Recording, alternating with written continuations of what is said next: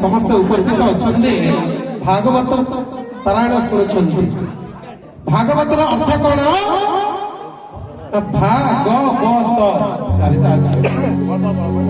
भार अर्थ भाव और गौर अर्थ ज्ञान, बर अर्थ ब्रह्मांड, तर अर्थ तत्व। भाव ज्ञान ब्रह्मांड तत्व मिसिले सृष्टि है कौन ना भागवत। भागवत लेखा अछि पूर्व अर्जित कर्म फले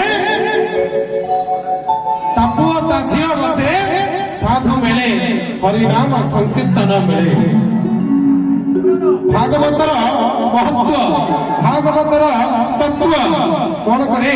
जीवन पाप को मोचन करी सुमार्ग पथ देखाए, से होउछि भागवत। भाव को जे एकत्रित करे, आत्मा को परमात्मा सहित जे मिसाई थाए, से होउछि भागवत। परे परे असंत सुनिबा एक सुंदर संगीत सरमल्लार भजन परिवार तरफ।